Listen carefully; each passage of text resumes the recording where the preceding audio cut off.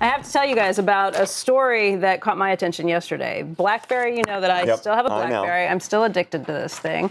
However, BlackBerry itself, the BlackBerry Twitter account, got caught sending out a tweet that read at the bottom from an iPhone. Yeah. So even the BlackBerry folks themselves are known to need iPhones to do typical things. And I will admit, I tweet from an iPhone because it's a heck of a lot easier. The BlackBerry, a little clunky when it comes to all that new stuff. And I think that's why they've lost the market share that they've lost along the way.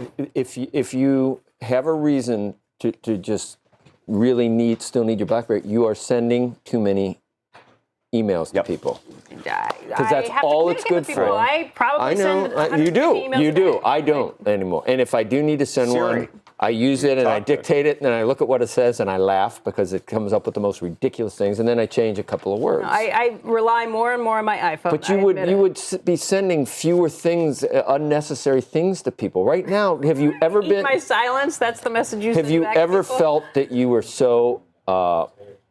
not, if you're out of touch for 5 minutes, could the world end? Yes, no, I can be out of touch for 5 minutes, but Joe, you get the same thing. You must have hundreds and hundreds of emails that come in every day. But I know that it's cut down on the amount of interacting I'm doing in print, which is good. And then everything else that comes along with the iPhone, the bonuses are so much. No, I know. I have an iPhone. I realize that. Yeah. I have the iPhone 6. I'm there. Just think you're yapping all the time with people. You know what I mean? We don't talk on iPhone. We don't talk on iPhones. No. You can make a phone call if you want, and then you don't need to use your thumbs to make a phone call, except for some people. Okay. Faster to email. I got a story for you. Unless you would like to do your story, sir. I don't care about my story, but you're so I do care about this story. With this well, because person. this gets me crazy. So the Washington Post and Ben White picked this up in the Morning Money this morning about Elizabeth Warren and this Antonio Weiss thing.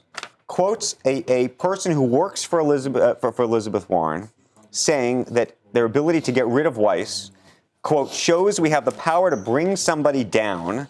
Elizabeth is a bigger bogeyman in these rooms. I think there's a finite amount they're willing to bleed. This is of the Obama administration. Every time we attack them, they bleed. This is somebody who works for Elizabeth Warren. That's horrible. Well, let me tell you the truth about Elizabeth Warren, though.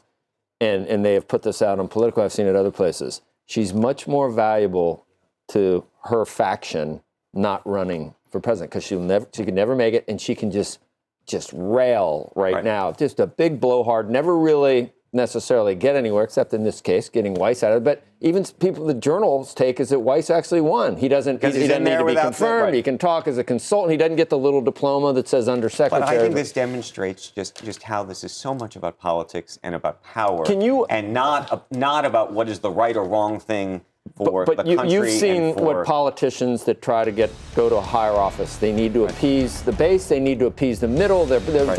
She can't act like she acts now if she actually wants to try and get elected by a majority of people. This is the only way she continue to represent 5% of the population.